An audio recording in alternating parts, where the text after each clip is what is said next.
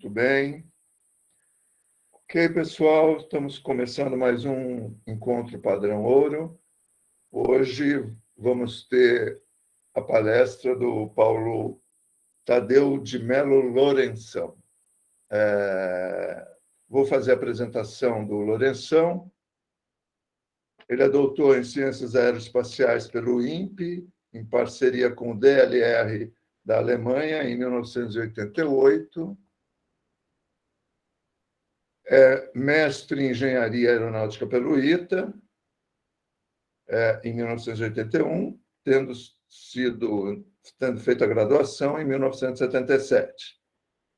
MBA em Gestão de Conhecimento, Tecnologia e Inovação pela USP, em 2003. Atualmente é mentor do mestrado profissional do ITA, em parceria com a Embraer, né? Apoiando a disciplina Estágio Profissional, que compreende as atividades de conceber e projetar novas aeronaves, com os alunos trabalhando em equipes multidisciplinares. No período de 2007 a 2020, atuou como coordenador técnico do Programa de Especialização em Engenharia da Embraer, envolvido nos processos de recrutamento e seleção de novos engenheiros e na gestão das atividades acadêmicas do mestrado profissional em Engenharia Aeronáutica, em parceria com o ITA. Então, o Paulo Lourenção vai nos falar de um dos programas mais bem-sucedidos de parceria entre uma empresa e uma instituição de ensino.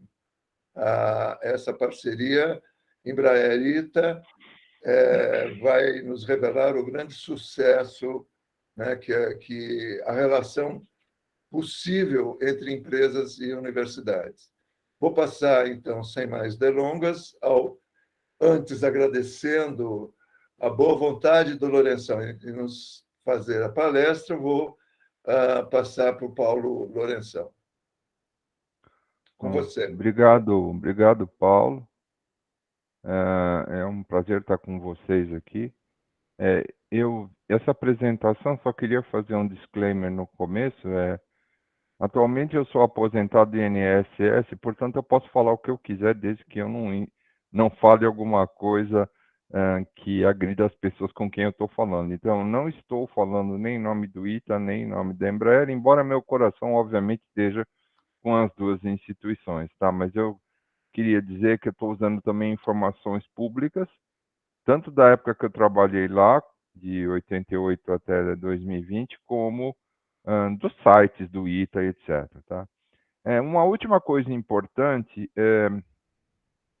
eu estou falando de como eu vejo, certo? Então, assim, certamente outras pessoas, né? Eu tenho um cliente muito importante dos engenheiros que eu formei, que é o Emílio, que está aqui, que pode falar do lado de lá, ou seja, a minha visão é muito desde o processo de identificar as pessoas, selecioná-las, desenvolvê-las em parceria com o ITA, ajudar a acabar a dissertação de mestrado e avaliar o impacto.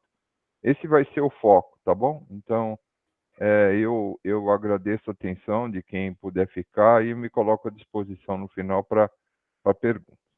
Vamos ver se dá certo o compartilhamento da tela aqui. Sim? Está subindo, Lourenção. Pronto. Tá. Bom, conversamos com o Paulo, então essa aqui é uma reflexão, né, sobre o mestrado profissional do ITA, porque eu acho que isso tem muito que ver com a iniciativa tanto da ITAX como da ITA, que nós estamos aqui num evento, né, e em parceria com a Embraer. Bom, isso aqui é a agenda do que a gente vai falar, né. Eu vou falar um pouco sobre o PE e a origem do mestrado profissional, como que foi o projeto conceitual, né? Como que foi a implementação. Vou falar um pouco da estrutura atual do programa, falar um pouco de avaliação de impacto e fechar com reflexões. Essa figura deu um trabalhão para eu conseguir que o pessoal de marketing da Embraer fizesse, né? Porque ele tinha os elementos que eu achava essenciais. Primeiro, tinha que ter menino e menino, porque Historicamente, o programa, quando atraía muito, atraía 20% dos alunos eram meninas, então acho esse negócio sempre foi importante para a gente.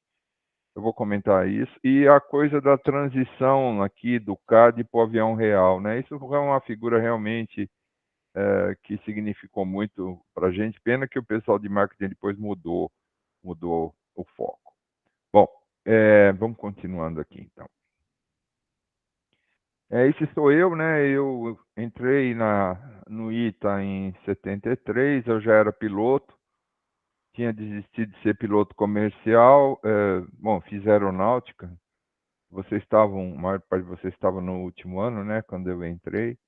Trabalhei no CTA como estagiário 2 anos e meio, depois 2 anos como engenheiro. Eu pus aqui 2 aviões que são muito significativos para mim, o Xingu. Para aqueles que conhecem o CTA daquela época, a gente testou o Xingu num túnel de vento de madeira chamado TA1, com balança Filisola, acredite se quiser. E esse avião teve um sucesso imenso, ainda está sendo usado pela Força Aérea Francesa para treinar piloto. Brasília também, eu testei as asas e a cauda no túnel de vento CTA. Então, foi uma época muito bacana da minha vida.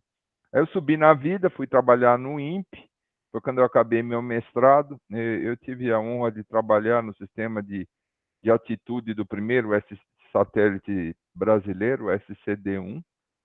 E quando eu estive um ano no DLR, foi para trabalhar no amortecimento de vibração desses painéis solares, não desses, né? Naquela época que estavam sendo pensados serem muito flexíveis e interferirem na atitude do veículo.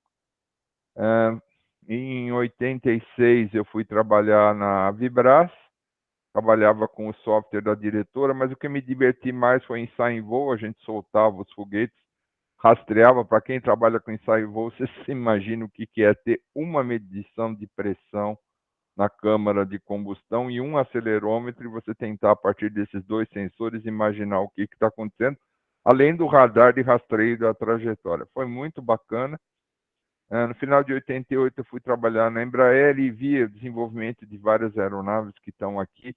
Na maior parte do tempo, eu tive ajudando a capacitar pessoas, tá? Acho que é por isso até que eu fiquei como coordenador lá. Bom, um pouco da história, né? Para aqueles de vocês que não conhecem, houve uma demissão enorme da Embraer na década de 90. Aqui só está o final, depois da privatização, né? Ainda depois da privatização, em 94, chegou a ter qualquer coisa ao redor de 3.200 pessoas, né? A privatização em 94 viabilizou a empresa se tornar competitiva internacionalmente. O 145, que foi desenvolvido de 91 até 95, 96, quando ele começou a ser vendido, ele teve um sucesso enorme, e isso fez com que a Embraer partisse para um avião maior chamado E1, o Embraer Família 170-190, que hoje, por exemplo, a Azul tem, né? Alguns de vocês já devem ter voado nesse avião. E o que acontecia, não é que havia uma percepção que havia uma necessidade crescente do número de engenheiros, né? Dizer, aqui está um número de pessoas que precisavam, e esse crescimento que seria necessário deveria ser suprido de alguma forma. Por que eu coloquei esse slide? Né? Porque teve uma razão para a criação do PE e do mestrado profissional, que são 2 coisas diferentes. A principal razão foi o quê? Foi capacitar um número grande de engenheiros para o avião que estava sendo desenvolvido. Tá? PE, então, é o programa da Embraer, que tem como um pedaço dele o mestrado profissional do ITA, em parceria com a Embraer. Como é que ele foi concebido? Bom, primeiro eu queria citar alguns nomes de pessoas. Eu não estou aqui querendo ser exaustivo, mas eu acho que no ITA tem 3 professores que ajudaram bastante na criação, pelo menos pelo que eu me lembro. O professor Rizzi, que foi coordenador do programa, até coordenador executivo do programa, acho que até 5 anos atrás. O Frachino, da turma 78, e o Donizete, da turma 83, né? E na Embraer, várias pessoas, eu pus em ordem alfabética. Eu diria que o Satoshi, o Zé Renato e o Sidney foram os grandes heróis. O Sidney, infelizmente, faleceu há alguns anos, e o Irajá também fez parte da equipe. Isso aqui é só para citar alguns, né? É evidente que existem outros, mas isso é interessante porque teve, de certa forma, o DNA da escola na criação. Esse artigo foi apresentado em 2003 no COBENGE, acho que vocês já ouviram falar, Congresso Brasileiro de Ensino de Engenharia, e mostrava essa estrutura, né, que tinha uma integração, depois tinha uma série de cursos obrigatórios, tinha diferentes carreiras, hoje chamam-se áreas de concentração, tinha um projeto em equipe para fazer os alunos trabalharem em equipe, porque aqui as carreiras, na verdade, eram por tecnologias diferentes, e depois teria a defesa da dissertação, né?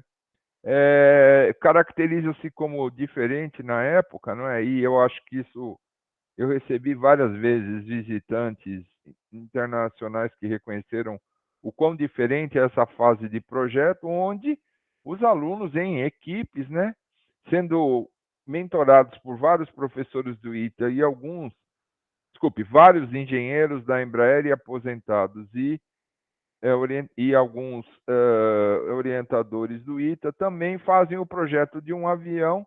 Naquela época se imaginava que a dissertação de mestrado podia estar ligada a esse trabalho em equipe, isso na prática é uma meia-verdade, mas de qualquer maneira, essa ideia de você ter uma integração, um curso básico para todo mundo, etc., foi como ele foi concebido, tá?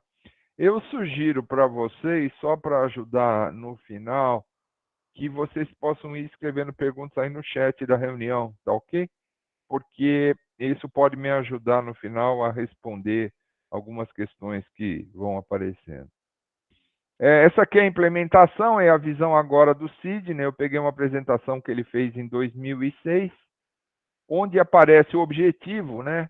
E isso acho que é importante porque está muito parecido com o que ainda é hoje, né? Especializar engenheiros não aeronáuticos. Então, o objetivo do mestrado do PE não é formar engenheiros aeronáuticos, é formar engenheiros para trabalhar com aviões. Recém-formados, isso é uma coisa que continua até hoje, normalmente 2 ou 3 anos de formado no máximo, usando uma estratégia de ensino acelerada e com a necessidade da empresa. Por que a gente falou não aeronáutico? Na verdade, isso também é da mesma apresentação que o Sidney fez lá atrás. Havia uma demanda por vários tipos de engenheiros, né? Não só os engenheiros aeronáuticos, na verdade os aeronáuticos não eram tantos, mas de softwares, de engenheiros de sistema elétrico, bom, e assim vai, eu não vou ler tudo aqui.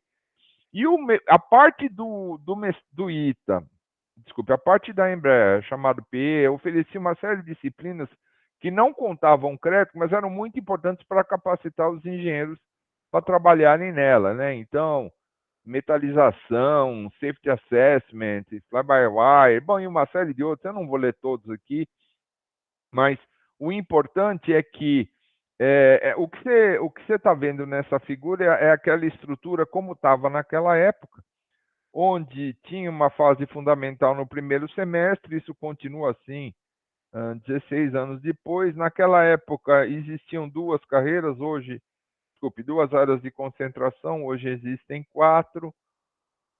Hoje não tem mais essa divisão vamos dizer, outros programas, né, outras áreas de concentração, por exemplo, sistemas, era inicialmente dividido em eletroeletrônico, hidromecânico e software. Esse ano está sendo criado junto com a Universidade Federal de Pernambuco um PE de software, um programa de especialização em software pela Embraer, diferente do PE, mais curto, etc. Então, essa aqui é a fase, digamos assim, das carreiras ou das áreas de concentração e aquela questão de projeto preliminar desculpe, projeto conceitual e preliminar. Isso aqui também é um dado daquela época, né? Desde aquela época havia essa preocupação de perceber que precisava desenvolver nos engenheiros competência de negócio. Então, a ideia não era só que a pessoa aprendesse engenharia da área de especialização dele ligada à aeronáutica, mas que ele também entendesse como que é o negócio das empresas, por exemplo, que usam os aviões da Embraer, etc. E tinha uma preocupação com o desenvolvimento de competências pessoais e interpessoais, né? Aqui, esses cinzas que você vê nesses gráficos ao longo de 2001, 2002, 2003, etc., são os em parceria com o ITA, e houve vários outros, né, de software, de ensaio em voo, até esse nome reciclagem é ruim, mas como havia uma série de engenheiros na Embraer que eram contratados e não necessariamente passavam pelo programa, começaram a ser desenvolvidos programas de especialização em aeronáutica também para empregados, porque a partir da turma 2 eles passam a ser bolsistas da Fundação Casimiro Montenegro e têm dedicação exclusiva, tá? Durante todo o programa. Aqui tem uma evolução, né, até 2008.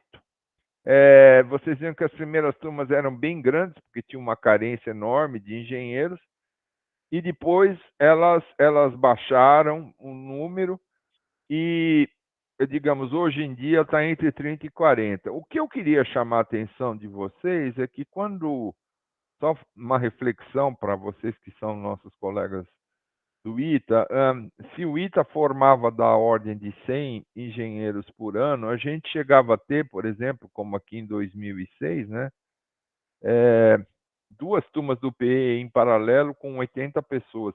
Isso é um gráfico que o professor Pacheco mostra, eu não consegui, infelizmente, conseguir organizar para mostrar para vocês, mas em um dado momento o mestrado profissional da Embraer formava uma quantidade de engenheiros da mesma ordem de grandeza que o ITA, e certamente muito mais do que os aeronáuticos. Bom, isso aqui eu peguei da última apresentação que foi feita para os engenheiros recém-contratados. Eles começaram agora em março, foram 40 engenheiros. Essa apresentação também é pública, tá? E talvez algum de vocês possa me perguntar, Lourenção, por que chama especialização? É porque, na verdade, a ideia da Embraer é especializar as pessoas nas áreas de interesse deles hoje. Estruturas, materiais, sistemas, manufatura e manutenção. Quer dizer, a grosso modo, são as áreas em que as pessoas estão se especializando, né? Eu deixei o site aqui, isso vai ficar para quem tiver curiosidade, né? Então, se você entrar, você vê essa figura no site da Embraer, né? Fala mestrado em engenharia aeronáutica, mais de 1.600 formados, né? A história de ser formado recentemente, essa é a propaganda do ano passado, tá? Aquela mesma definição, só que agora como está hoje, o programa de especialização é um programa corporativo que tem o objetivo de preparar novos engenheiros para o desenvolvimento de produtos, atuando em equipes em ambientes dinâmicos e multidisciplinares, e tem um mestrado profissional reconhecido pela CAPES. Eu também coloquei na apresentação o site do ITA, né? Então, se vocês entrarem nesse site aqui, aer.ita.br, vocês vão ver a mesma história, mestrado profissional em engenharia aeronáutica, citando como uma parceria com a Embraer. Essa dualidade ela é muito importante, acho que só para eu fazer uma digressão aqui, o ITA e a Embraer fazem junto o processo de recrutamento, de seleção, porque a prova é feita conjuntamente. Existem disciplinas, né, que são do ITA e outras são da Embraer, né? As do ITA são de natureza obrigatória e as da Embraer são normalmente mais informativas, também são obrigatórias, mas não contam crédito. E essa parceria está assim há vários anos, então acho que isso é um exemplo interessante de duas organizações de natureza diferentes que trabalham juntos para formar engenheiros para a Embraer e mestres e alguns doutores também depois para o ITA.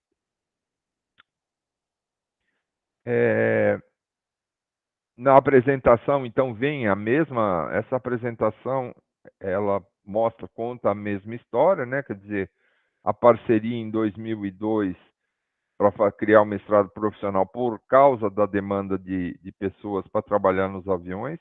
Eu acho que isso é particularmente importante porque tinha uma razão de ser. Houve várias outras iniciativas. Eu me lembro de criar um curso sequencial com a Univap aqui para formar técnicos. Lembro de quando a,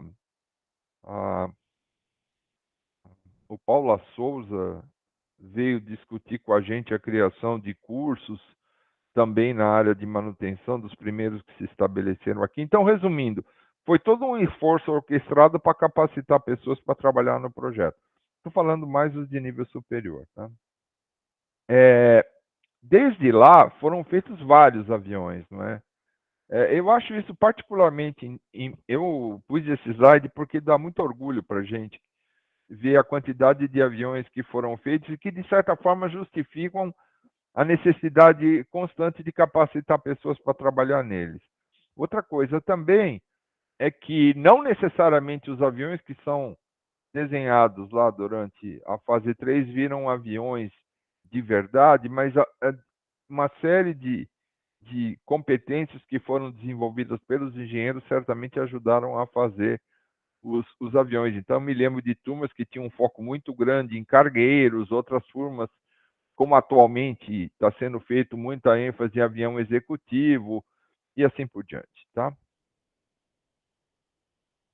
Bom, eu vou pular esse slide. Isso aqui mostra a longevidade. Vejam que a gente tem mais de 1.600 pessoas até hoje, né? Isso aqui é um exemplo típico de uma turma, né? Onde a gente vê as meninas, os meninos, etc., todos mais ou menos com a mesma idade. E o que eu acho importante é que, apesar das crises que a Embraer passou, eu me lembro de uma crise importante que foi aqui da turma 15. A turma 15, por exemplo, foi rodada com empregados da Embraer. A seleção foi feita dentro da Embraer, porque a Embraer não tinha condições de bancar uma turma específica para alunos, então foram selecionados engenheiros da própria Embraer para fazer parte do programa. Vocês devem se lembrar de várias crises que aconteceram, mesmo essa recente com a Boeing, e o programa continua. Então, acho que isso mostra, né, a importância que a Embraer dá para a parceria, e isso é reiterado por várias pessoas na empresa. Eu não comentei, mas aqui é o site da Embraer em Eugênio de Mello, era a antiga Engesa, né? Então, os engenheiros, eles só fazem, na verdade, os laboratórios no ITA. Atualmente, as últimas duas turmas foram virtuais. A última turma, inclusive, a prova foi virtual. Depois eu vou explicar o processo seletivo. Mas uma das coisas que diferenciava esse programa é o fato dos alunos permanecerem o tempo todo na Embraer, né? Das 8 às 5. Isso aqui é a taxa de retenção. Essa era uma preocupação, essa informação é pública também. Não tenho isso depois da última crise que a Embraer passou, mas existia, digamos assim, da pesquisa que a gente apresentou lá eu vou mostrar no final, meu último slide mostra que no final de 2019, 55% dos egressos estavam na Embraer. Tá bom? Quer dizer, se considerados de 2001 até 2019, 55% dos alunos que tinham passado pelo programa e foram contratados pela Embraer estavam na Embraer. A Embraer normalmente contratava quase todos, tá? E a gente tinha, né, uma porcentagem de acabar teses da ordem de 70% e agora está bem maior, né? Depois eu explico isso. Bom, como é que é o processo seletivo? O processo seletivo foi evoluindo, né? Basicamente começa com um exame de inglês online, depois existe uma prova técnica elaborada, baseando-se no que eram as diretrizes curriculares de engenharia antes da última mudança do ciclo básico. Então, cálculo, física, resistência dos materiais, McFlow, termodinâmica, transmissão de calor. Continuamos, desculpe, o ITA continua, a Embraer também vendo desenho. dá 3 vistas e pede para a pessoa fazer uma perspectiva. Esse processo seletivo, ele continua igual, depois as pessoas são entrevistadas e finalmente são admitidas no programa. Uma característica importante, então aqui está a estrutura do programa como é hoje, e espero que esse gráfico, acho que é o gráfico que talvez explique melhor uma confusão que as pessoas fazem entre o que é o PE e o que é a Embraer. O conjunto de disciplinas azuis mais amarelas é o que chama Programa de Especialização em Engenharia, tudo bem? As azuis são oferecidas pela Embraer, então, Aviation Business, Introduction to Aviation, Introduction to Aeronautical Engineering e uma série de outras disciplinas são oferecidas pelos engenheiros da Embraer para os alunos, e as disciplinas em laranja, que contam crédito, são oferecidas pelos professores do ITA. Então, digamos assim, a parte de disciplinas que contam créditos leva mais ou menos 11 meses. Depois eles fazem o projeto em equipe, que eu vou descrever a seguir, durante mais ou menos 6 meses, e aí tem mais um tempo, que hoje chama fase 4, onde eles concluem a dissertação de mestrado já como empregados da Embraer.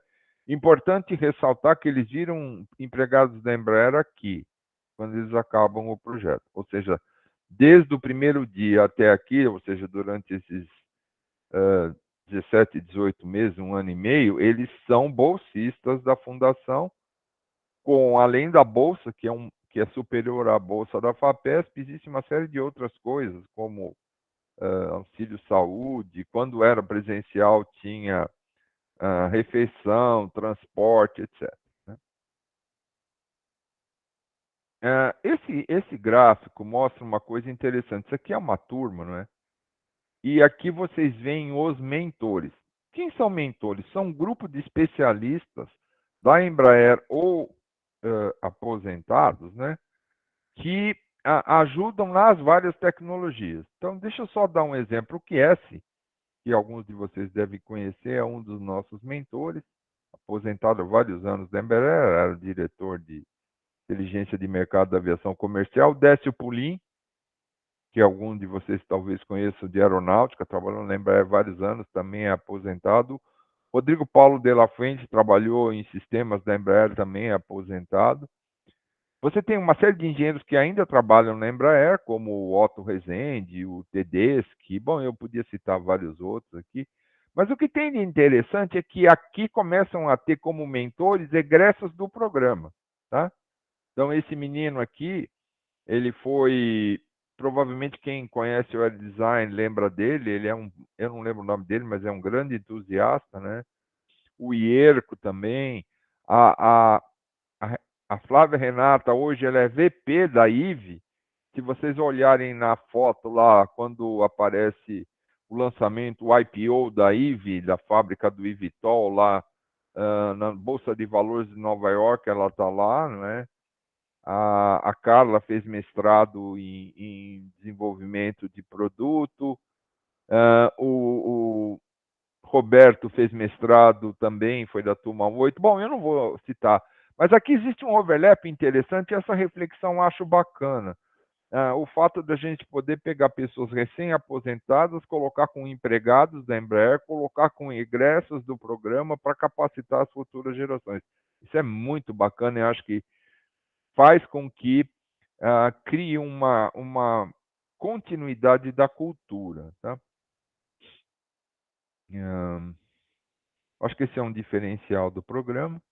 Os alunos, quando ficavam lá, eles trabalhavam naquela fase de projeto colocalizados numa sala, então você tinha 2 grupos tipicamente de 20 engenheiros, um em cada sala, organizados por, sei lá, o pessoal de mercado, o pessoal de sistema, o pessoal de aeronáutica. Tinha um uso ostensivo de informações na parede, né? No espírito de gestão à vista, eles faziam mockups físicos, usavam um simulador de voo reconfigurável para colocar a aeronave e em algumas turmas chegaram inclusive a imprimir uma maquete e testar no túnel de vento do ITA.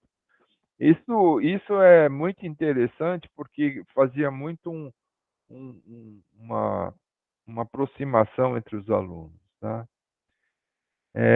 Aqui tem alguns projetos. Eu peguei esse avião, isso aqui faz parte do relatório que é enviado para a CAPES, né? Esse avião lembra um pouco o que a Embraer está fazendo agora, certo? Que é um cruzamento de um avião com um helicóptero, né? Então, esse é um exemplo de uma turma onde se discutiu propulsão hidroelétrica, autonomia, etc. Não sei se boa parte dos engenheiros está trabalhando lá, mas de qualquer forma, essa era a filosofia do programa. Tá? Acho que ainda é. Aqui nós temos uma formatura típica do programa, né? Essa criatura aqui sou eu, né? E existem os alunos, mas eu queria chamar a atenção, isso aqui é um evento, por exemplo, onde o Mauro Kern, que era o vice-presidente da, da, da Embraer, e o Humberto era o diretor de engenharia, o Langenegger, que é do ITA também, era o Chief Engineer. Então, você tinha uma celebração pela alta administração, intercando certificados do PE, naquele que eu falei, antes de fazer a finalização da dissertação de mestrado e após o projeto das aeronaves, tinha uma celebração particularmente interessante, muito, muito bacana, aproximava as pessoas. As teses de mestrado, como que elas são? Acho que isso também para alguns de vocês, o Paulo Inácio, por exemplo, é professor universitário. As teses de mestrado, elas são estabelecidas pela Embraer em parceria com o ITA. Então, basicamente, a maior parte dos temas vem da Embraer, mas alguns vêm do ITA. É feita uma consolidação mostrada para a diretoria da Embraer, e a Embraer estabelece A, B e C, né? E os alunos escolhem, na verdade, a tríade. Quer dizer, o aluno, quando ele escolhe um tema, ele já vem junto com ele o orientador industrial, né, que não precisa ter pós-graduação, mas tem que ter muitos anos de experiência, tipicamente os carreiras Y da Embraer, e o orientador do ITA mesmo, porque afinal de contas é um mestrado. A gente vai mostrar daqui a pouco que isso traz um resultado interessante de transbordamento das coisas que são feitas, digamos, de interesse da Embraer para os professores do ITA, também para a graduação. Tá? Bom, eu tentei listar aqui, isso é o que eu chamava de DNA do PE, porque desde 2007 a gente foi fazendo uma série de modificações. Eu não pretendo ir em todas elas, mas algumas eu vou apresentar hoje, a história de life cycle design, de preocupação com educação de adultos, com a preocupação com desenvolver competências de conceber, projetar, implementar e operar. Bom, e a questão de modificação de aeronaves e, por último, aí uma que também eu gostaria de falar nesse momento, que é a última modificação, que foi incluir disciplinas no sentido de preparar os engenheiros para conversar com cientistas de dados, tá? Então, existia essa preocupação na linha de digitalização, que os engenheiros do programa, que são pessoas que trabalham em arquitetura, arquitetura de novos aviões e dos programas, que eles conversassem com os especialistas de ciência de dados. Bom, uma coisa óbvia que sempre fez parte, aqui eu estou usando algumas transparências de livros que a gente usa com os alunos, é a ideia de preparar os engenheiros para trabalhar em equipes multidisciplinares. Acho que a gente não precisa explicar a justificativa. Isso aqui é uma coisa importante. Isso foi trazido... Eu vim da área de desenvolvimento tecnológico para o mestrado profissional, como eu falei, e lá na área de desenvolvimento tecnológico da Embraer, a gente usava muito essa ferramenta que chama Technology Roadmap, né? Quer dizer, você teria, digamos assim, se existe uma oportunidade no futuro, aqui é o tempo, não é? Você leva um tempo para fazer o produto e é importante que a tecnologia seja desenvolvida para poder ser incorporada no produto. Essa ideia de que as tecnologias têm que ser priorizadas a partir de visão mercadológica e também de disponibilidade tecnológica fez com que a gente da coordenação se preocupasse muito com esse desdobramento aqui. Quer dizer, fazer os professores e os alunos entenderem as oportunidades futuras, eventualmente programas que venham a ser desenvolvidos e tecnologias estavam sendo priorizadas, porque isso é uma das coisas que era levado em conta e ainda é na priorização das dissertações de mestrado. E aqui, quando fala skills, partnership, suppliers, é por nesse mundo aqui, não é? Que eu vejo o ITA ajudando a formar essas pessoas para trabalhar ou no desenvolvimento de tecnologia ou no desenvolvimento de produto para capturar oportunidades futuras. Em 2004, a gente trouxe o professor John Hansman do MIT para fazer um evento chamado Workshop ITA MIT Embraer sobre engenharia, e esse professor fez uma apresentação que teve um impacto significativo no programa, que é a ideia de que para capacitar engenheiros para fazer o projeto, o desenvolvimento, a implementação e apoiar a operação, você precisa desenvolver uma série de conjuntos de competências técnicas, de competências pessoais e de competências interpessoais. Essa lógica, principalmente no que se refere a competências técnicas, pessoais e interpessoais, foi embutida no processo seletivo do programa, tá? Ou seja, a parte técnica busca ver a capacidade do cara técnica.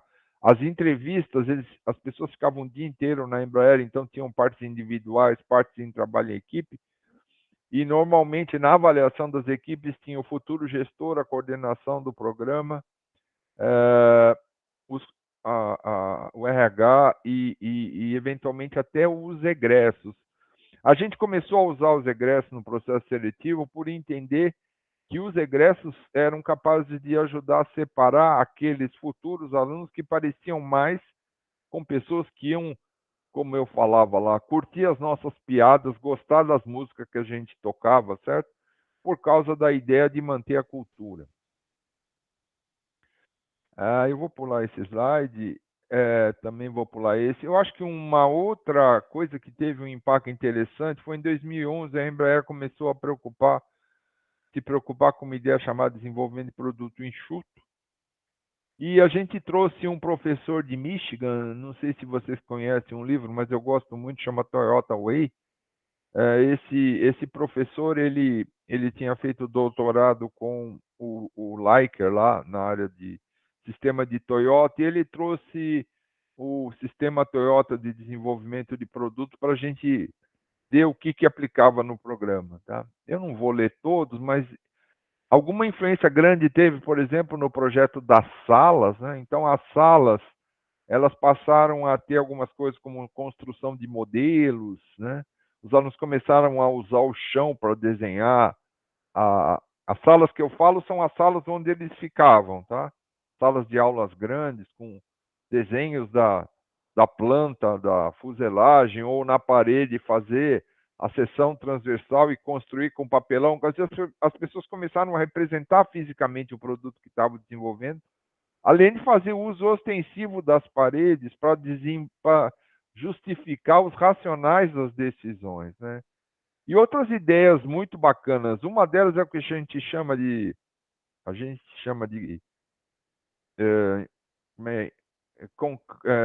set-based concurrent engineering, ou seja, a ideia de trabalhar com várias alternativas no processo de seleção. Então, durante todo o processo de estudos conceituais, o que se faz é ir reduzindo a quantidade. A gente começa com vários aviões e vai filtrando. Essa ideia de... eu vou usar uma figura tosca aqui, mas... o The Voice, né? Que você tem várias pessoas e aí você vai tirando e vão ficando as melhores para o final. Essa ideia de trabalhar com múltiplas alternativas e não só com uma foi bastante importante. Outra também dessa figura que eu acho que ajuda muito a explicar para os alunos novos do programa é a história do ótimo global versus ótimo local, né? E a questão de começar a trabalhar com soluções aceitáveis, né? Eu observei muito no começo do programa uma visão muito acadêmica, né, de alguns professores da escola, onde eles puxavam muito É como se a aerodinâmica fosse a coisa mais importante, não é o que está aqui, tá? Mas ou estruturas ou propulsão, e a ideia de falar, não, o que interessa são soluções subótimas localmente, mas ótimas globalmente. Quer dizer, a solução boa do avião, ela busca procurar soluções que são aceitáveis pelos outros. Isso aqui foi uma ideia também importante de ser elaborada pelos alunos. Em 2013, o professor Pacheco me pediu para fazer um benchmarking na Singapore University of Technology and Design, nós fomos juntos, e a gente descobriu um programa muito parecido. Essa escola é uma das baby boomers aí. Se vocês pegarem um relatório da professora Ruth Graham, eu acho que ela é de Harvard, do MIT, que ela fez em 2018, sei lá eu. Essa é uma das escolas de engenharia mais badaladas, mais inovadoras. E o que que você tem? Você tem uma básica, né? Um módulo básico, que nem é o ITA, por exemplo, você tem as carreiras, né? Mas você passa a ter capstones integrando as carreiras. É como se no ITA, não é? Você tivesse um projeto no final do curso que pegasse o pessoal de computação, de mecânica, de aeronáutica, e de civil e trabalhasse tudo no mesmo projeto para perceber as interfaces, né? É, quando a gente fez essa visita, a gente estava discutindo, a gente percebeu lá em Singapura, tem 4 disciplinas por semana, uma disciplina é em Human Arts and Social Sciences, né? Human Arts and Social Sciences. Foi aí que a gente começou a falar, puxa, a gente, além de preparar os alunos do mestrado profissional do ponto de vista técnico, a gente precisa começar a discutir, por exemplo, no contexto de aviões executivos, as idiosincrasias das pessoas muito ricas, né? Então, é comum a gente chamar alguém da área de mercado, ou mesmo, na última turma, a gente chamou uma comissária de bordo para falar o que ela faz dentro de um avião executivo. Então, essa perspectiva não só técnica, mas também mais do usuário, né? Foi trazida a partir desse ano. Nessa época, o Frederico Curado era o presidente da Embraer e ele se preocupou muito com a Embraer ser global. A partir desse momento, como existiam 2 unidades importantes da Embraer, uma em Melbourne e outra em Évora, a gente da coordenação do programa tentou acoplar a formação dos engenheiros de forma a incluir engenheiros, tanto americanos como portugueses, no projeto, como mentores, exatamente para criar essa percepção de global e de conversar. E eu acho que isso aqui foi mais ou menos, mas foi muito interessante para atrair alunos da Europa para participar do programa, da Holanda, por exemplo, ou de Portugal, né? Teve uma moça, por exemplo, que foi enviada para fazer parte do programa como estagiário, para depois voltar para Portugal. Significa dizer que na fase 3, além dos alunos do ITA, existem estagiários de aeronáutica de escolas brasileiras e o ITA aceita estagiários de programas com os quais o ITA tenha relacionamento. Na turma 17, houve uma preocupação com services. Então, a questão de se preocupar, óbvio, isso sempre foi assim, mas explicitar a questão de treinamento de pilotos, especificamente na parte, por exemplo, de aviação executiva, a questão de redesenho de cabine, por exemplo, porque os aviões ficam muito tempo em operação, o cara está acostumado a trocar de carro todo ano, como que a gente leva isso em conta? Eu estou acompanhando o tempo, tá, Paulo? E todas as coisas em volta da operação do avião no solo, né? Em 2018, houve a preocupação com a eletrificação, né? Então, foram incorporadas as disciplinas de Data Science, Introduction to Artificial Intelligence, e na fase de projeto, aspectos hidroelétricos e de autonomia continuam assim, né? Single Pilot tem uma coisa que tem sido frequentemente avaliada por eles.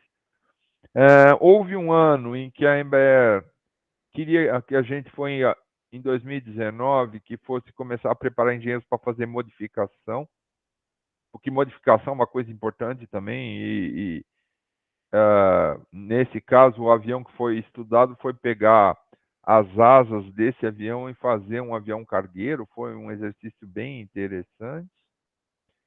E o último tópico que eu queria discutir com vocês foi, no final de 2019, o ITA pediu para a gente, por causa da avaliação da CAPES, que a gente tentasse ajudá-lo na avaliação do impacto, né? Quer dizer o seguinte, qual é o impacto da conclusão das dissertações de mestrado profissional na Embraer e no ITA?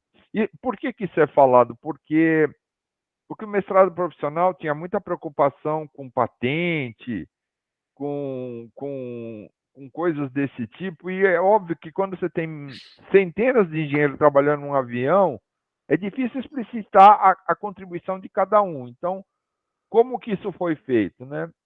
Foi realizada uma pesquisa com alunos e com seus supervisores. Supervisor aqui é o supervisor mesmo, é o chefe dele, gerente, sei lá eu, né? O orientador industrial e o orientador acadêmico, para pessoas que já estavam trabalhando na empresa 2 anos depois de acabar a dissertação de mestrado, para eles dizerem qual que era a percepção deles do impacto da conclusão das teses, tá? Foram 62 alunos, 32 orientadores empresariais, né? 27 supervisores e 9 professores do programa, que eram os que mais orientavam dissertações de mestrado em conjunto. A preocupação era ver qual seria sido o impacto em termos de desenvolvimento de novas tecnologias, desenvolvimento de novos processos, produtos, serviços ou patentes. A pergunta foi exatamente a mesma para os vários grupos, tá? Tem outras perguntas, mas eu não tenho tempo para discutir com vocês. Então, os alunos aqui, né? Os alunos, eles achavam que a maior parte realmente era em desenvolvimento de... quando eles concordavam, era desenvolvimento de tecnologia, depois de produto, depois de processo, depois de produto, assim por diante. Mas vocês veem claramente uma situação de empate, né? Os alunos não, como eles não sabem o que eles conseguem fazer com o que eles aprenderam, eles ficavam, de repente, alguns vinham, os outros não, né? Quando a gente passa para os supervisores, a coisa fica bem mais para cá, né? A maior parte dos supervisores acha que se a dissertação do mestrado dele fosse implementada, porque não dá para garantir que foi com 2 anos, poderia ter um impacto positivo em produto, processo, etc. Né? E o último resultado, né, esse é o penúltimo slide, só para deixar vocês tranquilos aí, a gente tentou saber, a pedido da coordenação do ITA, qual era o impacto da conclusão do mestrado profissional na vida do professor, né? Se influenciava a graduação, né, dele, a maneira de oferecer os cursos de graduação, ou as pesquisas que ele faz no programa de pós-graduação, ou a solicitação de recursos de órgãos de fomento. Veja que eu estou conversando aqui com professores do ITA, né? De novo usando escala de Likert, strongly agree, etc. E, novamente, a maior parte dos professores, tudo bem que são 8, né? Mas são os 8 que mais orientam. Não sei se por cento é a melhor maneira de representar, mas a maior parte deles acha que tem um impacto positivo, e eu destaco a percepção de que afeta a graduação. Eu acho que esse é um ponto importante do mestrado profissional, né? É o transbordamento do entendimento do problema do setor aeroespacial para as pesquisas e para as aulas de graduação. Para acabar,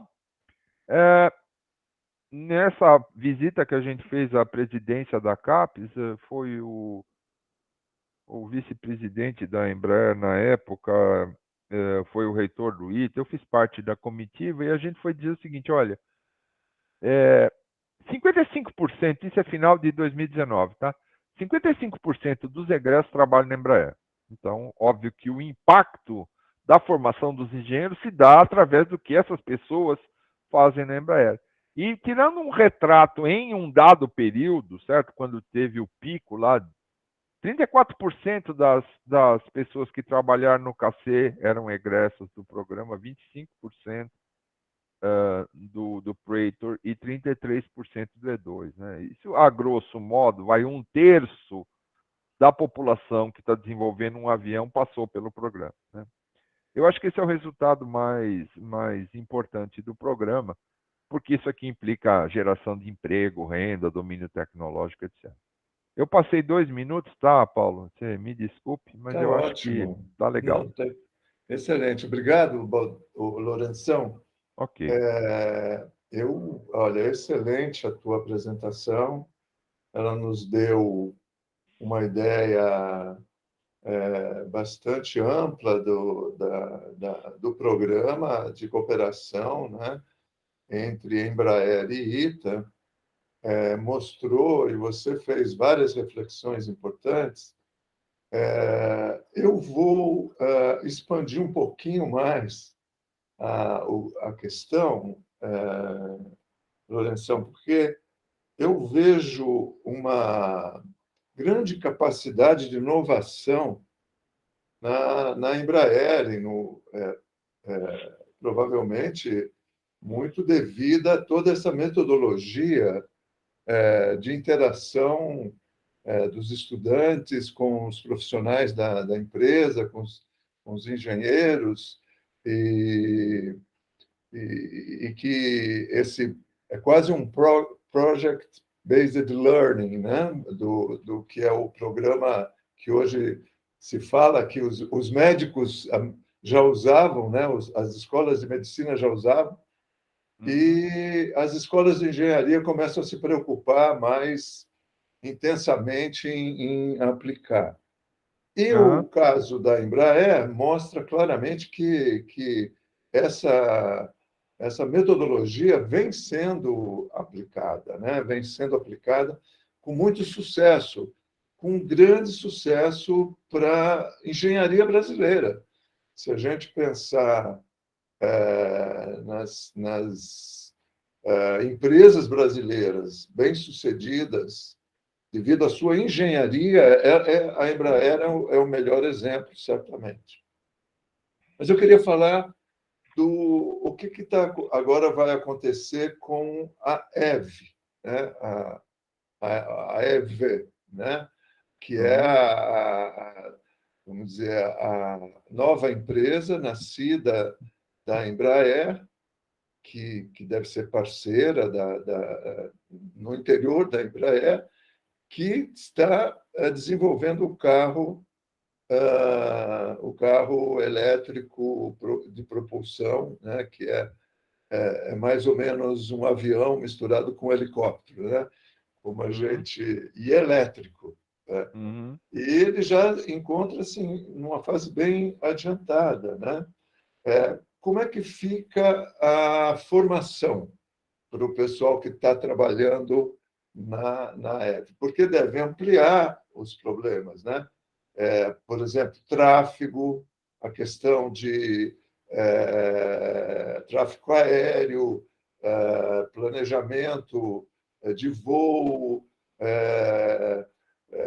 evitar a segurança, níveis de altitude de voo. Então, eu acredito que você tem novidades e necessidades maiores agora com essa nova tecnologia inovadora que a Embraer desenvolveu e tem na sua subsidiária, né, na EV, a iniciativa. Como é que está a relação da EV, o EV, com o ITA?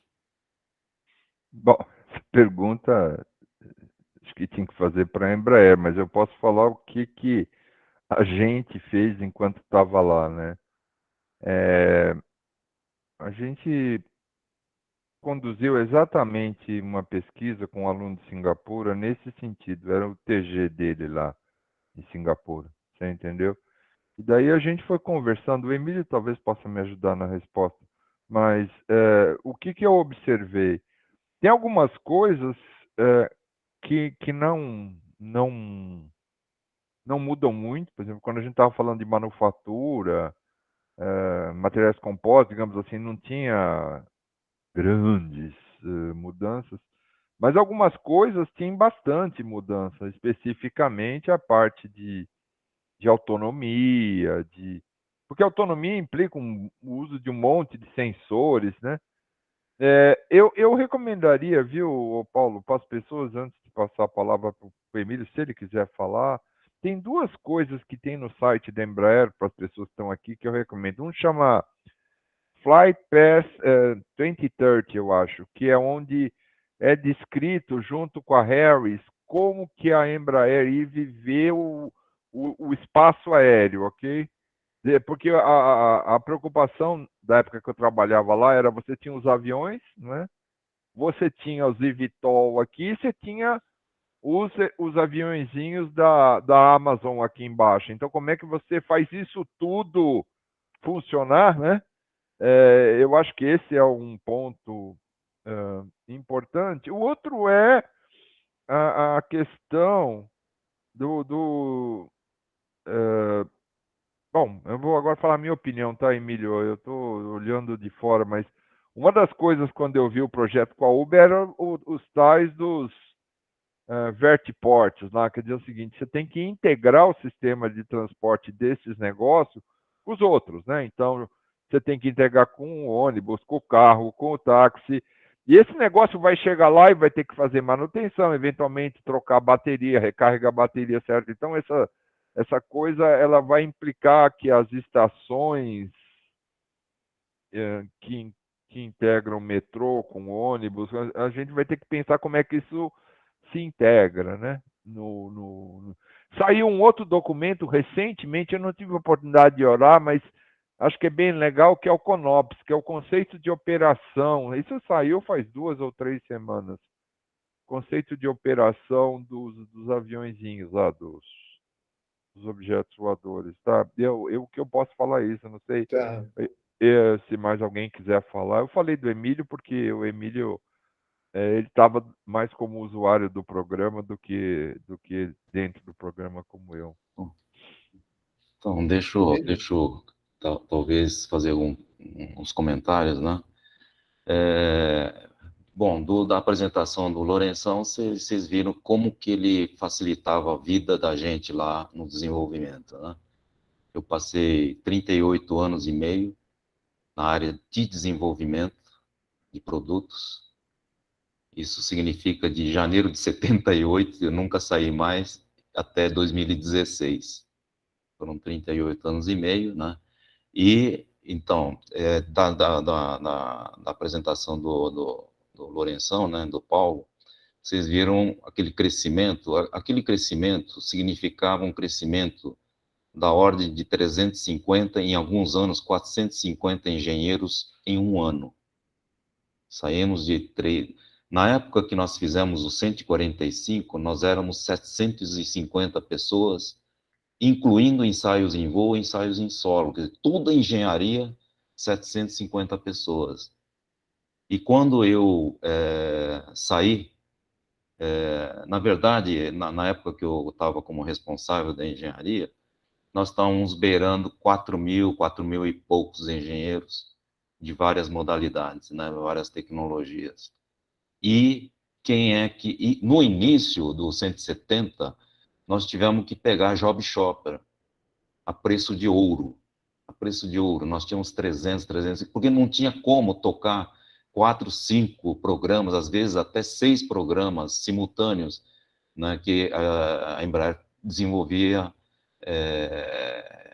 a época dos E-Jets, porque tinha uns programas de defesa também que estavam andando, né?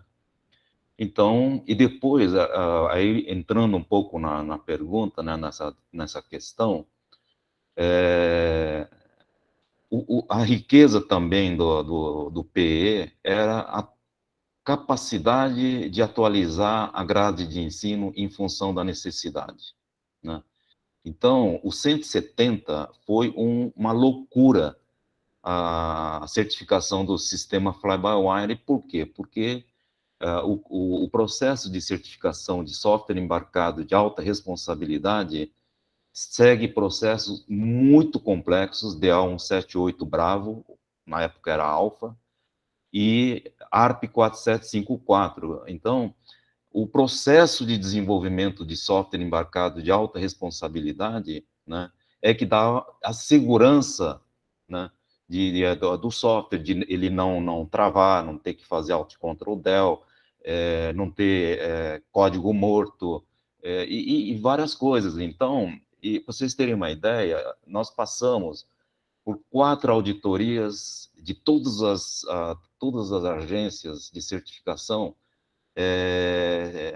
ao mesmo tempo. Quer dizer, então, as agências principais, FAA, EASA, ANAC, obviamente, né, TCCA, Transport Canada, e os principais homologadores de aeronaves, eles se juntavam para fazer auditoria de software, né? Pra vocês terem uma ideia, então, SOI 1, SOI 2, SOI 3, SOI 4, são 4 auditorias, né?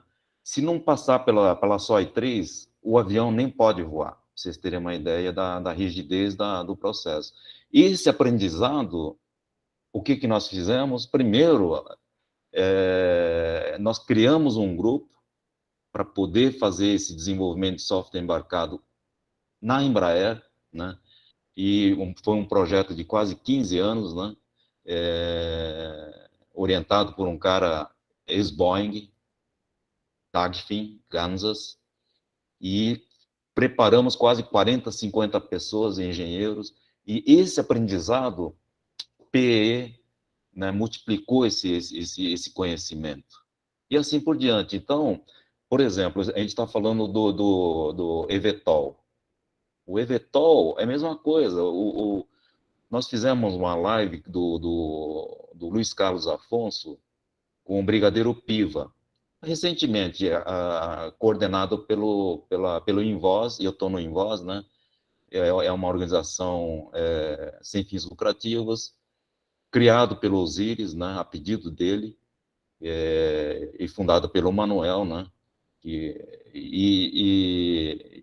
E nessa live, o Luiz falou dessa evolução até o eVTOL, né? E, de novo, mesma coisa. Bom, a tendência do All Electric já começou quando a própria Boeing que fez o 787. Então, a Embraer tinha vários projetos de desenvolvimento tecnológico pré-competitivo visando entrar no All Electric. Tanto é que, para vocês devem ter lido, né? Nós voamos o primeiro Ipanema All Electric, por exemplo, propulsão elétrica, né? Como um desenvolvedor de conceito, vamos dizer assim. Então, quando a Embraer foi lá para o eVTOL, e já tinha criado essa massa crítica, porque eu não sei se vocês viram, atentaram para uma das transparências do Lourenção, a Embraer, na área de desenvolvimento tecnológico pré-competitivo, chegou a ter 350 engenheiros, para vocês terem uma ideia. Era um desenvolvimento tecnológico para nenhum avião, é para avião futuro, né, para aplicação futura, né? E então, quando a Embraer foi para o eVTOL, eu falei, está tranquilo, já desenvolveram o conhecimento necessário, né, através desse programa PE e vários programas de desenvolvimento tecnológico pré-competitivo. É assim que a gente trabalha. Ó, eu quero usar tal tecnologia, quer dizer, você faz uma pesquisa de tendência tecnológica e coloca metas. Bom, daqui 10 anos no produto eu quero incorporar tal tecnologia, né? E aí, bom, então, para daqui 10 anos eu ter essa tecnologia, o que eu tenho que fazer esse ano, ano que vem, etc., etc., de tal maneira que daqui 15 anos eu tenho aquela coisa preparada, realmente inovadora, né? Então, dessa forma que a Embraer tem trabalhado. Parabéns, Emílio, parabéns, porque é realmente uma lição, né? Sim, sim. Um processo importante para a engenharia brasileira, Sim, né? sim. Porque essa metodologia de adotada na Embraer, de você pensar os projetos para o futuro com Sim, uma perspectiva à frente, né? certo. E aí pré-competitiva, e investir no Sim, desenvolvimento, isso. coloca agora eu entendi, porque o Aham. Evitol já veio vindo desenvolvendo, né? Sim, No projeto, inclusive, com mestrado no ITA, sim, sim, isso. certo. E um ponto, né, importante, né? Poxa vida, como é que surgiu a Embraer? Surgiu desenvolvendo conhecimento, né?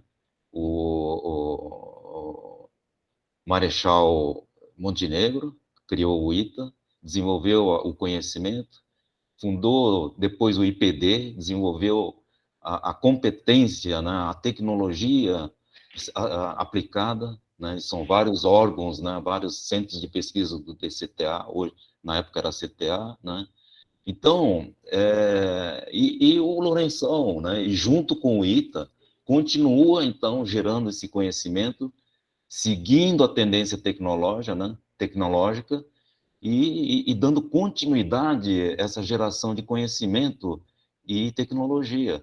Isso que é uma coisa muito legal, quer dizer, o ITA sempre presente na vida da Embraer, desde antes da fundação e continua Isso. até hoje, né? Uma Uhum. coisa assim, olha, de arrepiar, coisa muito legal, Impressionante, né? é muito impressionante o sucesso dessa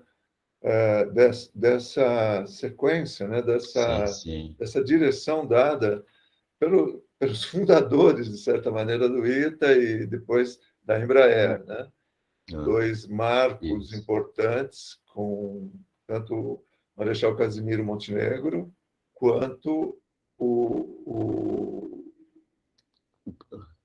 o Os agora íris, né? Os o íris Osíris, Silva. exatamente, Aí veio Osíris. depois, né? Não sei se vocês estão sabendo, mas o Invoz tá com plano de fazer né, escrever um livro, Quadra de Ases.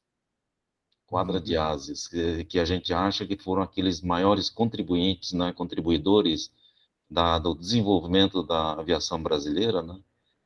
E falando então do brigadeiro Marechal Casimiro Montenegro, do Paulo Vitor, do engenheiro Osiris Silva e do Guido. Então, por isso, Quadra de Ases. Porque Certo. uhum. a gente não pode esquecer essas pessoas. A gente não Não, pode lógico que esquecer não. essas pessoas, Uhum. né? Então, a gente está com esse projeto, né? Eu E... vou, eu vou lembrar aos colegas que quem quiser fazer alguma questão, desculpa por aí, eu favor. falei demais. Não, não, muito Não, pelo não, eu acho contrário. que é isso mesmo. Inclusive, foi bom você falar da Invoz. Eu queria também puxar a sardinha para a Itaex aqui, toda a Sim, nossa sim, preocupação de ajudar os engenheiros a formá-los melhor. Eu fico muito feliz de ser voluntário da Itaex por causa disso, sabe? Porque eu vi a diferença nas entrevistas das quais eu participei, e mesmo durante aquelas fases 3, onde os ex-alunos, os alunos da escola estavam lá, a diferença, desculpa falar assim, nós estamos entre nós aqui, né? Comportamental de alguns alunos e a dificuldade de comunicação, etc. Então, eu acho que essa preocupação ah, que eu disse lá do CDIO, eu quero dizer Chalmers, Ninshop, MIT, um porrão de outros, né? De preparar um engenheiro para ter não só competências técnicas, pessoais e interpessoais, né? nossa, Eu acho que isso é muito isso importante, é sabe? muito E importante. nós temos que falar isso, porque o professor da escola é avaliado por publicação da CAPES, vocês sabem, aqueles de vocês, quer dizer, atividade interpessoal, vai chamar de perfumaria, ensinar o cara a trabalhar em equipe, esse troço aí na equação diferencial é muito mais Isso, importante. A gente precisa, é tão importante quanto, tá? sim, Nunca sim, vamos desmerecer, porque o que não vai mudar são as coisas básicas, isso a gente sabe. Mas Paulo, Oi, fala. para te ajudar um pouco e também é, essa questão é um pouco de política nacional, né? Eu acho que o que nós estamos conversando é que é preciso mudar a política de valoração do trabalho do professor na pesquisa e no desenvolvimento, né? Sim, sim. Sim, ou aceitar como INSPER. O INSPER tem duas carreiras, tem a carreira do engenheiro e a carreira do professor. O Sim. engenheiro vai ter que mostrar, e eu acho que ele tem que fazer parte do corpo docente. E é E, não é ou, né, Paulo? Certo? Quer dizer o seguinte, são pessoas, o Emílio, por exemplo, aqui, um monte de outros que, pô, tem muita história para contar, pode ajudar muitos alunos, né? E não precisa ter doutorado, porra, né? Dizer um Luiz Carlos Afonso, ele não precisa ter doutorado para ajudar os alunos do ITA a aprender, pelo amor de Deus, certo? Exato. Mas também precisa do outro, porque lembre-se, o ITA forma também gente para pesquisa. O que a gente tem que martelar é isso, olha, eu acho que aqueles de nós, ex-alunos, que têm experiência empresarial, precisamos ajudar a escola para trazer essa ênfase empresarial também. Né? Isso. Também. Eu acho muito boa a tua colocação, Paulo. E isso, eu creio que esse processo de discussão vai auxiliar a entrada das novas diretrizes curriculares, para que esse sucesso alcançado no ITA e Embraer possa se expandir, né, para toda a engenharia brasileira, todas as escolas brasileiras e as indústrias brasileiras também, né? Uma coisa importante é essa identificação, que é preciso valorar mais adequadamente o trabalho técnico, mão na massa, né? Prático do aluno no aprendizado, além do trabalho de desenvolvimento científico, né? O lado tecnológico do desenvolvimento científico precisa ser, de certa maneira, valorizado. Vou passar para as perguntas para a gente ter uma oportunidade aí de ouvir mais pessoas. Então, primeiro é o Antônio Barros. Eu peço que seja objetivo na pergunta, por favor. Eu fico muito que bom saber. É um fato a experiência, o sucesso da Embraer, um fato, o sucesso do ITA, e ver essas duas coisas combinadas, saber um pouco dos bastidores, me trouxe muita alegria. Pena que eu tive que sair para resolver uns assuntos. E tenho dois pontos que eu queria, uma curiosidade e um desafio. Né? Curiosidade, dos alunos que iniciam o curso, qual a porcentagem que conclui? E dos que concluem, qual a porcentagem que eram contratados? É apenas uma curiosidade isso, né? Mas A me passou uma ideia porcentagem depois que muito bem era pensada, muito contratado organizada. a porcentagem dos alunos que defendia dissertação de mestrado até alguns anos atrás, Antônio, era da ordem de 70%, tudo bem? Então, Uhum. 30% não concluía dissertação de mestrado. Por quê? Porque são as regras igual a nós, alunos da graduação. Então, o cara tem que ter média B, pode ter 2I e 1D desliga, tá? Então, perdão da má palavra, é foda, né? Quer dizer, depois você Difícil. apaga a Não, tá certo, gravação tem aí. que ter regra. Difícil. Tá Então, certo. Não, outra coisa correto. é que alguns descobrem que eles. A Não é o que gente eles teve queriam. uma pessoa que ajudou a fazer decolagem automática do E1.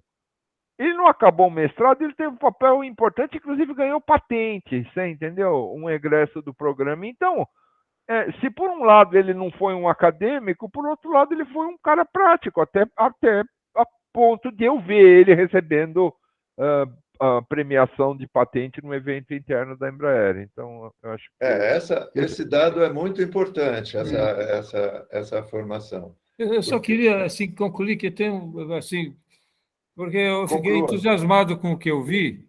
Eu queria Ah. assim ter a pretensão de fazer um desafio, que é o seguinte: os senhores que foram protagonistas desse sucesso, sucesso porque é o que a gente vê da Embraer, do ITA e dos aviões, aí, que beleza aquela quantidade de aviões, o que os senhores poderiam fazer, o senhor e a sua equipe, os seus colegas, para que esse know-how, esse conhecimento que vocês realizaram pudesse ser replicado no nosso país, em outras áreas que não a aeronáutica, de Ah, tecnologia, de engenharia e de desenvolvimento. É um desafio.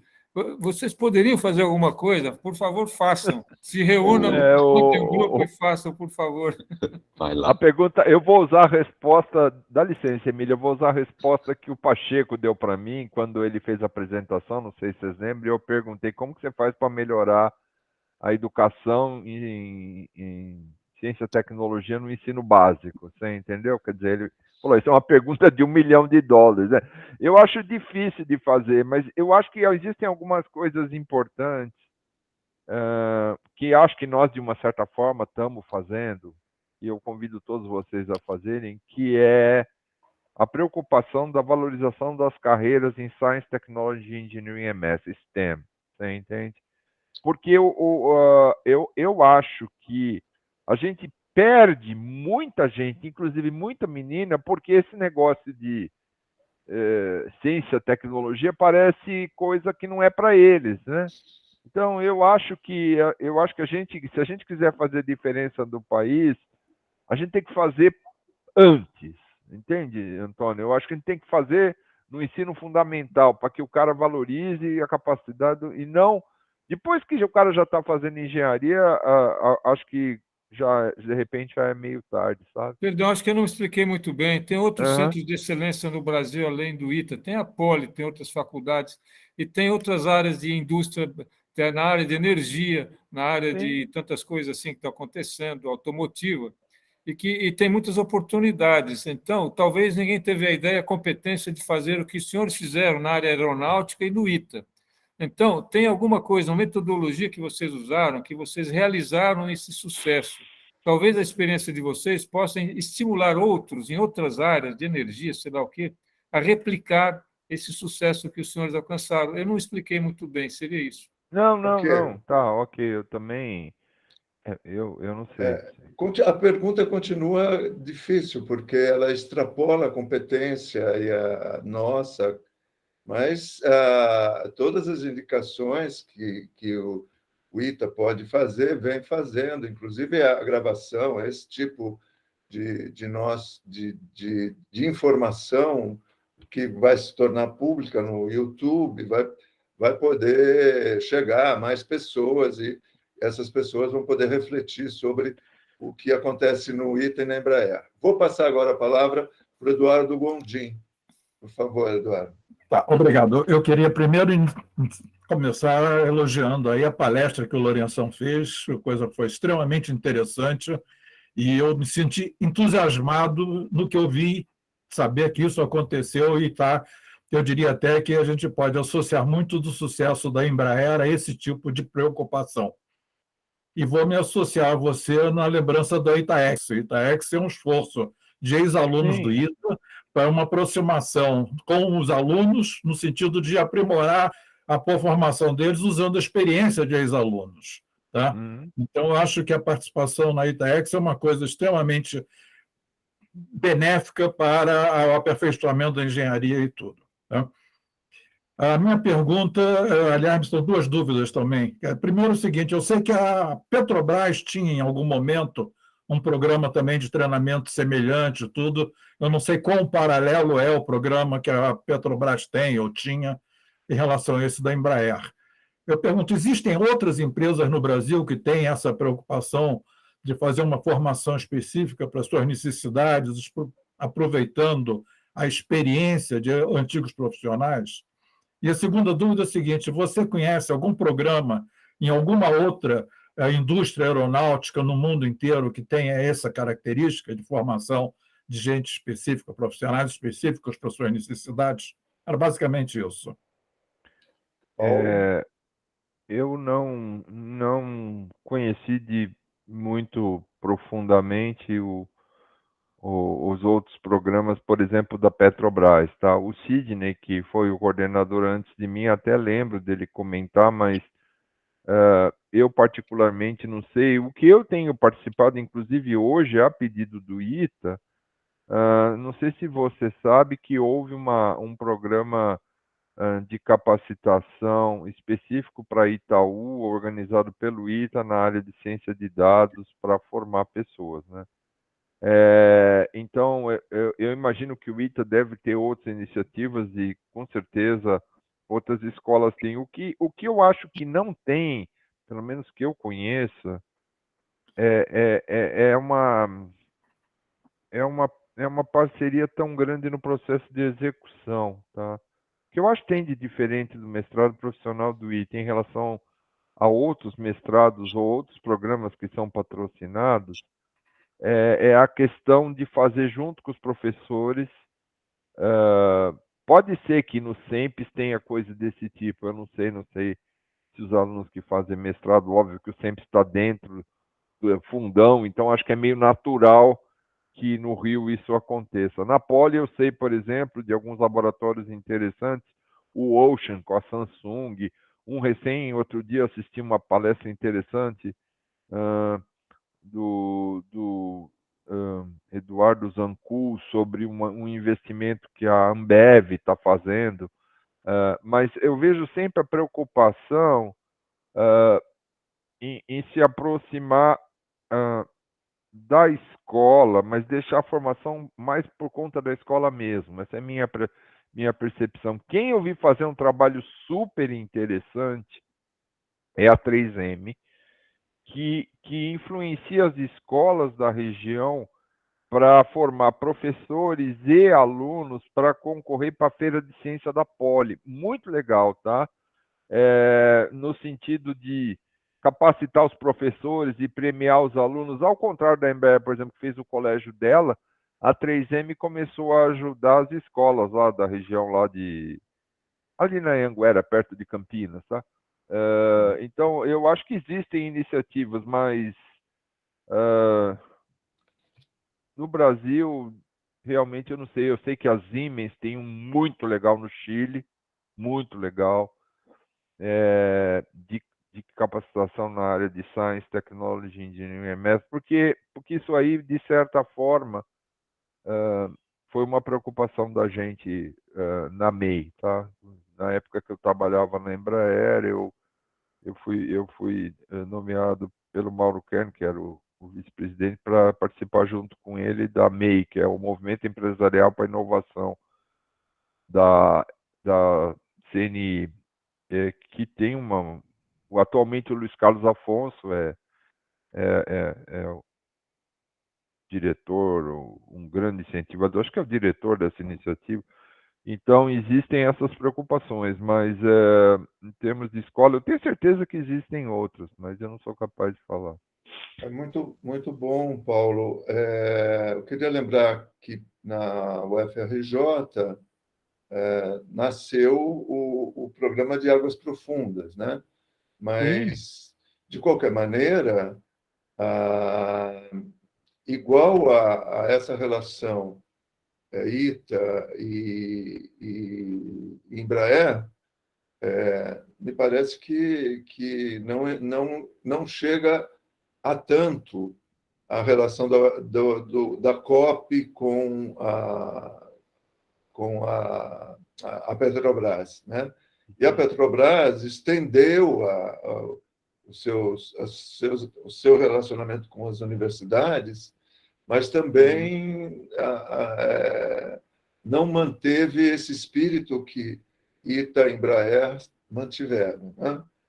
Muito bem, eu vou passar então agora a palavra para o Flamínio para a sua pergunta. Por favor, Flamínio. Bom, boa noite, Lourenção. Prazer em revê-lo. Parabéns pela apresentação. Obrigado, Flamínio. É mais uma curiosidade minha sobre a bateria dessas aeronaves, porque o maior gargalo das energias renováveis, que são intermitentes, é sempre a bateria. Uma bateria automotiva, ela consegue sustentar uma casa por vários dias, tipo uma semana.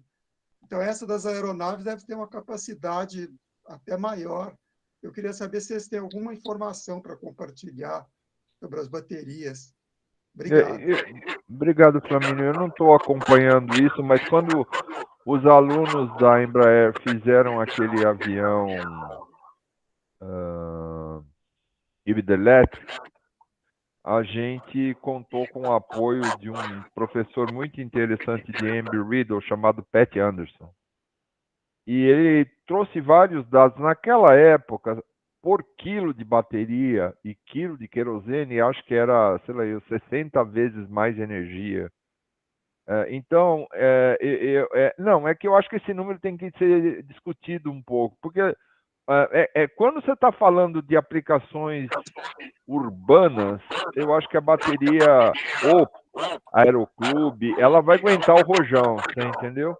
Agora, imaginar que você vai ter um 320 no curto prazo, ou do tamanho dele, voando de São Paulo para o Rio, ou eu acho que não vai ser, tá? Então, e a gente descobriu umas coisas interessantes, porque aí, óbvio que você quer ir para o híbrido elétrico, porque como o motor elétrico é muito mais eficiente e você consegue controlar o passo de uma forma diferente, diminuir o híbrido, você fala, bom, então eu vou levar querosene e queimar, né? Naquele aviãozinho dos alunos, eu não estou dizendo que é isso, mas quando eles começaram a fazer as contas, tinha corrente de 700 amperes dentro daquele aviãozinho lá, tá? 700 amperes com querosene num troço com hélice rodando, eu não entro nem que a vaca tussa. Né? Eu estou só dando um exemplo. Então, eu acho que tem vai acontecer, tem milhões de dólares, bilhões de dólares nesse negócio. Mas eu acho que a bateria, a menos que alguém ache alguma coisa, né? Eu queria dizer que quando a gente fez o híbrido elétrico, a questão de dissipação de calor pela geração de energia virou um problema, tá? Então, é isso que eu lembro. Não sei se o Emílio tem mais alguma coisa aqui. Não, eu me aposentei há 6 anos e foi o início da bateria de lítio, mas não para propulsão. Quer dizer, realmente o Paulo falou corretamente. Quer dizer, você pegar o nível de potência, né? Você pega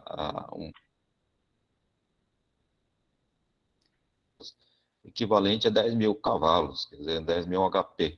Não tem como você sustentar um voo com bateria, né? Então, tá se falando de hidrogênio verde, mas tá bastante longe ainda, bastante longe. Né? Aí você pega um avião agrícola, né? Então é uma prova de conceito, mas tá longe de você conseguir uma autonomia, né?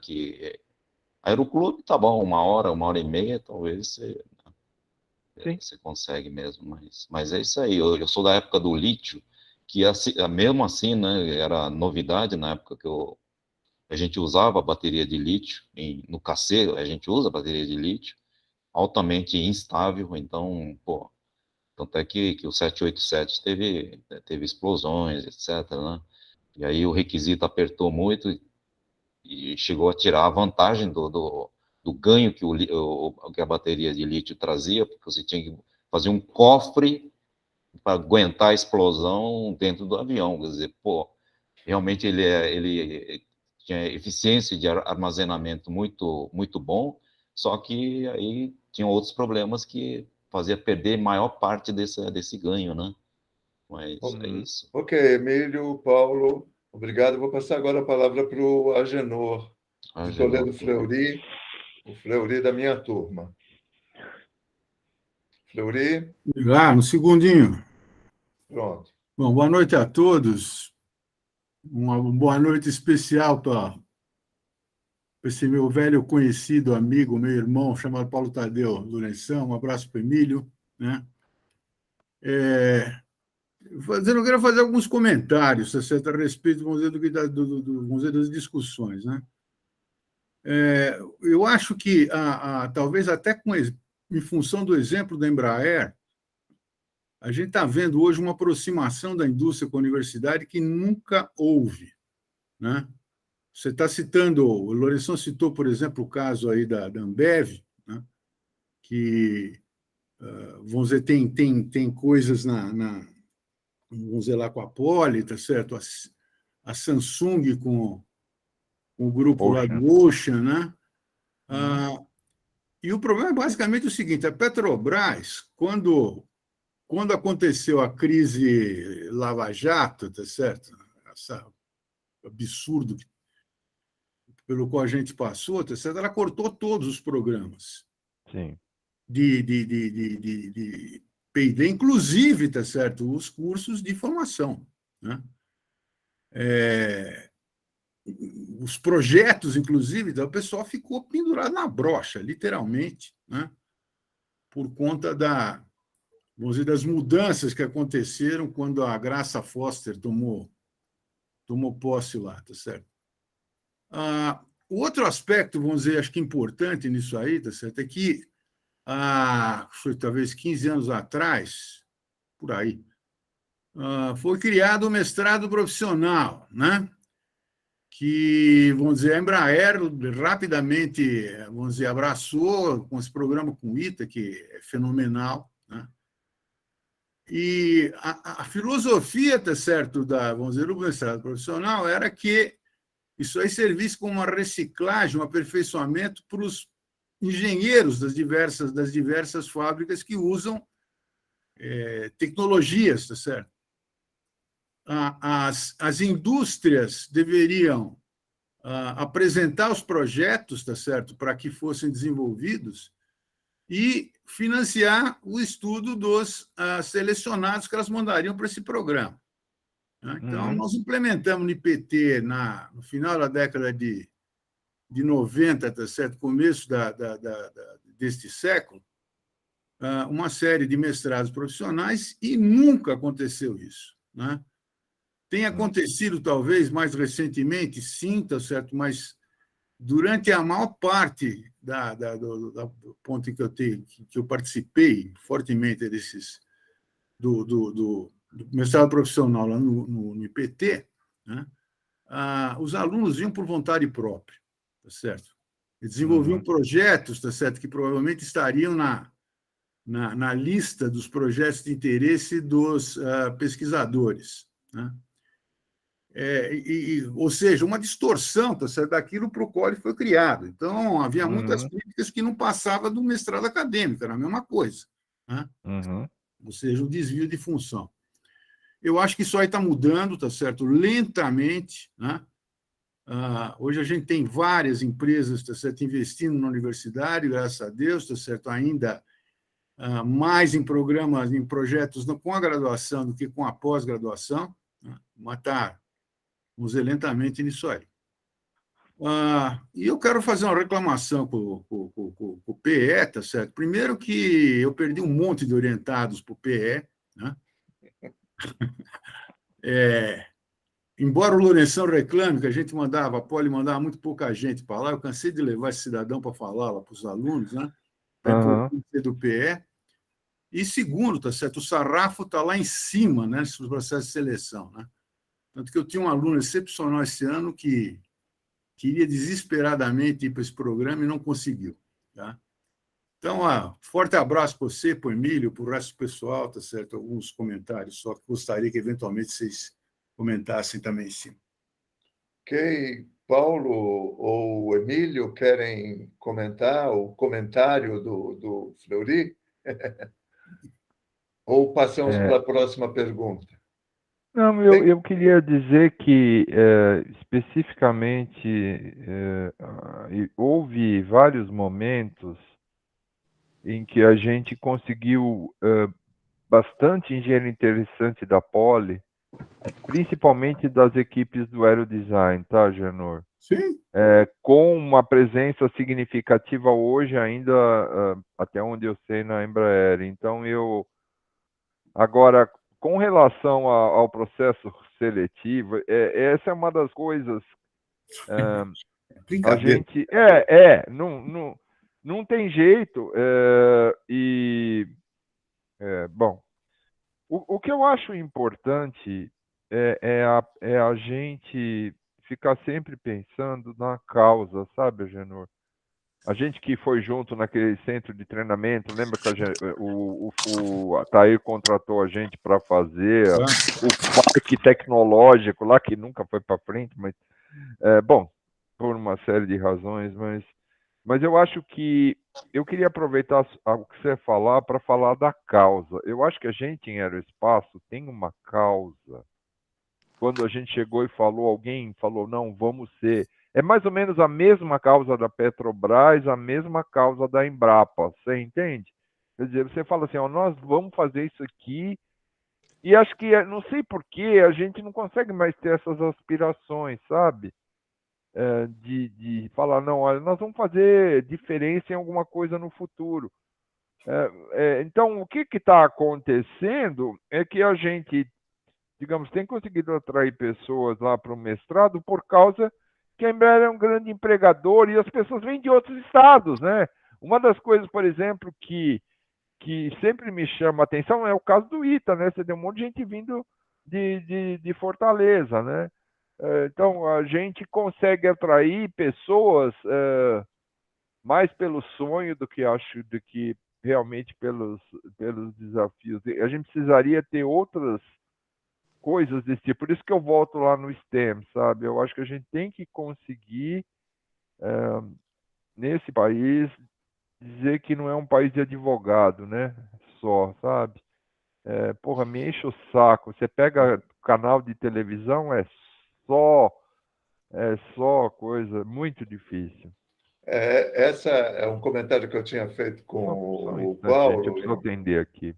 o Paulo Lourenção, que o Brasil começou com as escolas de advocacia, né? Em Coimbra, a formação, começamos, e até hoje é uma das profissões mais dominantes, vamos dizer assim, no país. Os engenheiros estão vindo paulatinamente, né? Tanto que doutor no Brasil, o advogado é médico. Então, agora eu vou passar a palavra para o Arnaldo fazer a pergunta. Por favor, Arnaldo. Obrigado, Paulo. Queria agradecer e felicitar o Paulo Tadeu pela apresentação, muito, muito interessante. E te fazer uma pergunta, deixa eu voltar um pouco atrás. Quando eu estava no BID, nós financiamos com recursos não reembolsáveis a Embraer a fazer alguns estudos e no sentido de certificar a nível internacional o bioquerosene a partir de cana-de-açúcar, não fabricado a partir de cana-de-açúcar. E eu vi na lista de assuntos das teses do PE combustíveis alternativos. Então, minha pergunta é se você se lembra de algumas teses sobre esse assunto, biocombustíveis ou combustíveis alternativos, e o que deu nisso? Acho que a Mires, junto com acho que a Petrobras, eu me lembro que em um dado evento, não é? Teve um avião da Embraer, um avião com motor da GE com combustível, biocombustível, não era, Emílio? Sim. E 50%, né, de drop-in, né? Na verdade,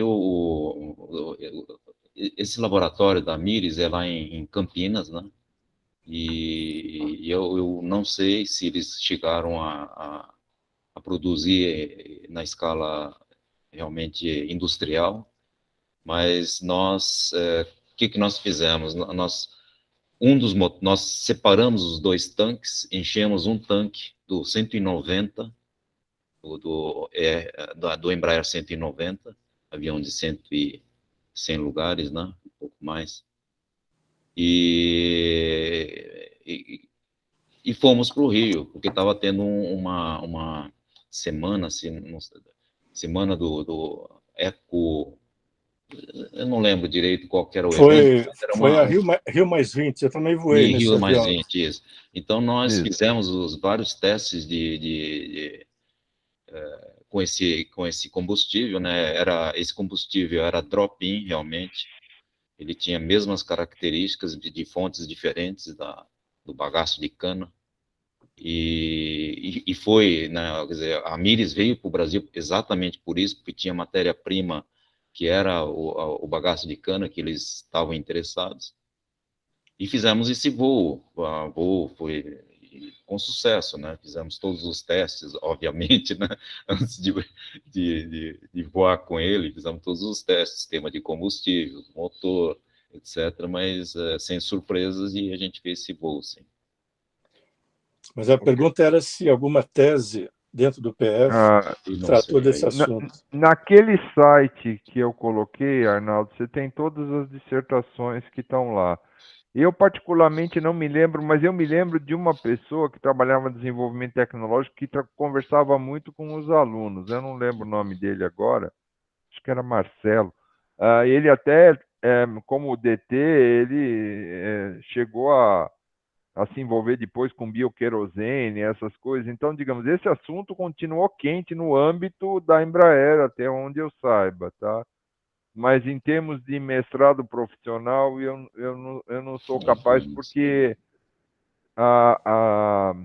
o que a gente, na coordenação onde eu ficava, estava mais preocupado era com a conclusão das dissertações e com a taxonomia, aquela da Astera que eu mostrei, do que pontualmente está verificando. Então, peço desculpas, eu não me lembro. Ô, pessoal, eu queria pedir uma licença para vocês. Eu acabei de receber uma ligação, eu preciso sair. Eu acho que eu me coloco à disposição depois, se alguém tiver alguma curiosidade, passa para o Paulo, mas realmente eu preciso sair, tá? Tá, obrigado, Paulo. Eu peço desculpas mesmo, mas só estou eu e minha esposa e a gente tem que um cuidar do outro. Eu peço licença e obrigado pela atenção. Um abraço a todos. Obrigado, Paulo. Muito obrigado pela sua contribuição, pela sua palestra. Eu ainda vou explorar um pouco o Emílio aqui, né? Não, o Emílio sabe mais que eu. É que nem aquela história do Einstein lá, ele fala. Não, Tchau, que gente. isso. Abraço. Queria agradecer. Olha, eu queria perguntar ao Emílio sobre as novidades desse programa. Eu recentemente vi um vídeo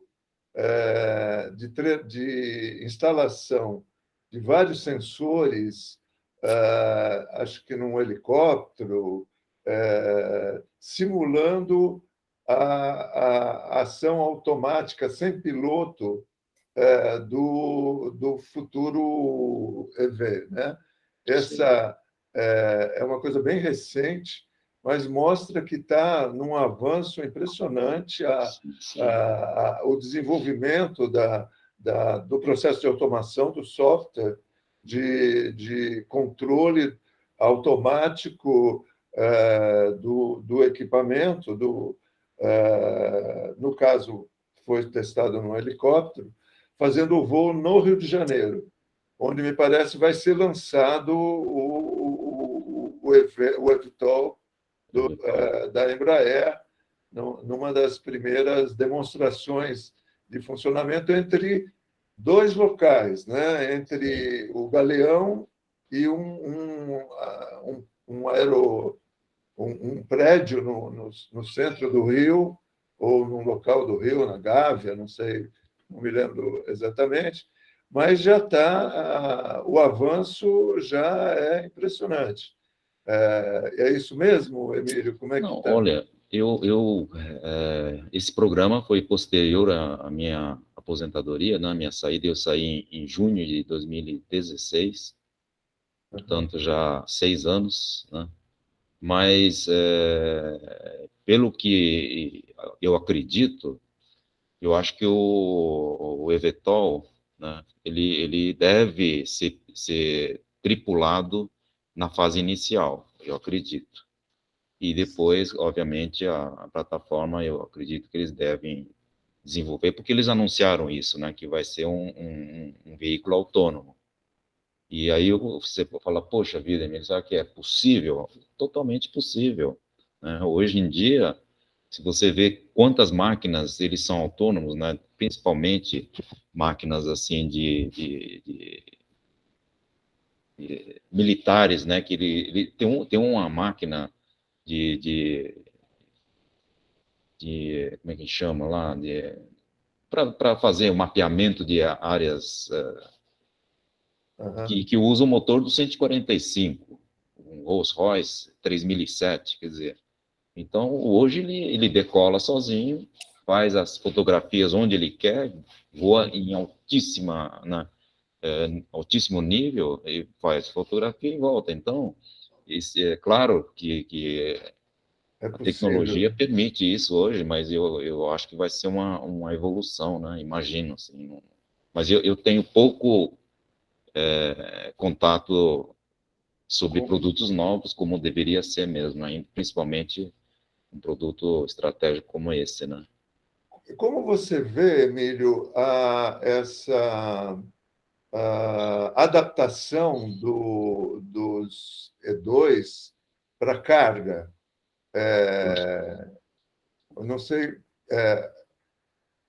Então, eles estão muito parecidos com essa base Sim, né? sim. Como você vê essa? É um caminho importante? Um caminho importantíssimo. Por quê? Porque muitas companhias, eles têm, sempre as companhias, quando aparece um avião, por exemplo, a família E2, eu me aposentei logo depois do primeiro voo do 190 E2, que foi meu compromisso, o penúltimo programa foi o KC-390, primeiro voo, e depois faltavam 8 meses, e aí pediram para eu ficar até primeiro voo do 192. Falei, bom, quem ficou 38 anos, ficar mais 8 meses não tem problema nenhum, né? Então, tudo bem, né? Então, muitas companhias, e o E2, para vocês terem uma ideia, 192, ele consome 16% menos combustível do que a família E1, por várias melhorias, né? Aerodinâmica, né? Alongamento maior, motor de nova geração, etc, leva a 16%. 16% é uma coisa imensa, imensa, né? Então, muitas companhias, o sonho deles é pegar o E2. Bom, aí o que eu faço com o E1? Bom, muitos deles migram para aviação de outros países, né? África e mesmo a Europa, né? Muitos, né, o investimento é mais baixo e acaba utilizando para passageiros mesmo, mas uma destinação quase natural dos aviões comerciais, né, é ir para cargas. Então, se você cria uma solução como essa, você pode dar a destinação adequada né, sem prejuízo para o cliente que quer trocar né, o E1 pelo E2, por exemplo. Então, acredito que isso aí pode ser muito importante para a destinação do Z1 e abrir caminhos maiores para o E2. Né? Bom, eu vou fazer mais uma pergunta, e agora é uma pergunta chata, assim, de certa maneira, Emílio, mas é tudo opinião da gente, né? Eu acho que não estamos esperando um posicionamento, estamos pensando em uma opinião que a gente tem. O relacionamento com a Boeing mudou radicalmente na medida que a Boeing se enroscou, de certa maneira, Sim. com o seu software de controle, né? Sim. E aí mudou, recuou o entendimento com a Embraer, e a Embraer vem tendo sucesso só, né? Veja esse lançamento das ações da EVE Embraer nos Estados Unidos, na Bolsa Americana. E o que você acha que vai... A Embraer cresce para um tamanho da Boeing? Ou vai ser uma concorrente do Airbus? É possível esse caminho ou não? Estaremos fadados a nos associarmos a uma aviação, no caso a Boeing mesmo, né, americana. É uma pergunta difícil, realmente, né? Porque, bom, primeiro, eu acho que a Embraer vai continuar seu desenvolvimento, vai sempre achar o seu nicho, porque é a cultura, é da cultura, né? Da cultura, eu diria até, assim, né? Por exemplo, a Boeing teve essa dificuldade com o Max, né? Não sei se vocês lembram, ficou 20 meses sem poder voar o Max. Quase 2 anos, né? Sem poder entregar, sem poder voar os entregues, né? E imagina esse prejuízo para a imagem do produto, né? E então eu acredito que foi uma coisa que eu não sei.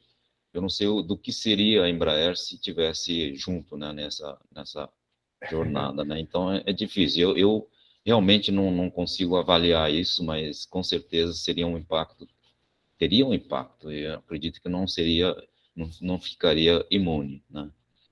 Então, você pode me esclarecer uma dúvida? Qual é a importância do mercado regional brasileiro e regional no mundo inteiro, em que vamos dizer, o foco, né, a solução Embraer foi muito adequada, com um avião de 2 lugares, né, não de 3, né? Foi uma solução que, para o brasileiro, pelo menos, e para o mundo inteiro, para os Estados Unidos também, é uma solução. Quanto ela é competitiva com a Bombardier, por exemplo, né? Sim. A Bombardier, bom, primeiro a Bombardier comercial não existe mais, né? Ela foi comprada pela Airbus, né? Então, quer dizer, e são os mesmos antigamente era o CS-100, o CS-200, eu não lembro qual o número que eles deram, né? Mas ela é mais no upper, né, da Embraer. Ele já é eu acho que são 5 fileiras, quer dizer, um avião maior. Então, pode ter um overlap na parte de baixo, mas ele não tem essa sobreposição de mercado com os aviões da Embraer. Então, Pelo menos que eu me lembre, assim. praticamente os aviões da Embraer são únicos hoje no mercado Aquela regional, faixa de na faixa. 70, né, 70, 75 a 140, sim, praticamente. Interessante Isso. Porque essa. quando você pega um avião de 150 a 160 lugares, né, para uma faixa de 70 a 140, ele carrega muita lata também, né? Deve ser muito ineficiente, né? Isso aí é o ponto, né? Isso.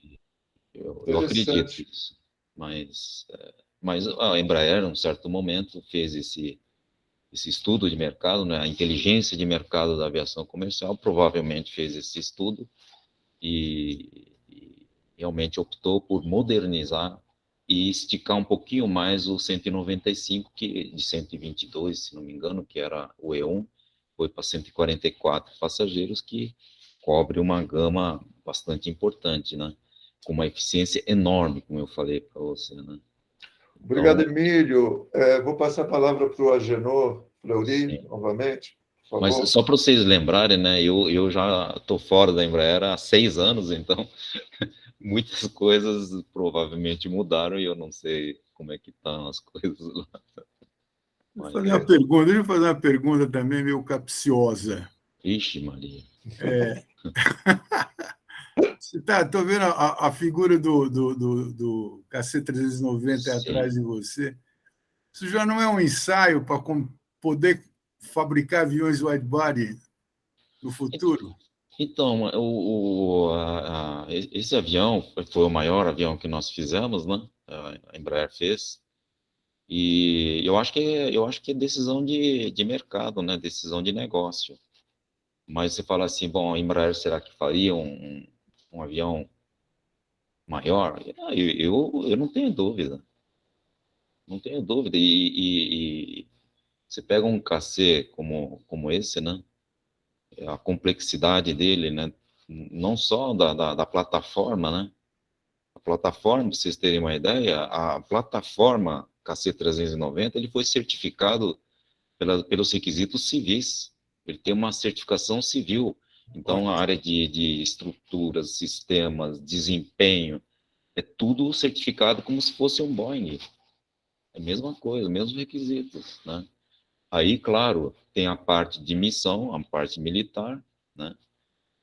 Que é certificado por requisitos militares, mas a plataforma... Mas, aliás, isso é uma tendência do mercado. A maior parte dos aviões militares hoje, e principalmente de carga, né? Estou falando de aviões de carga, né?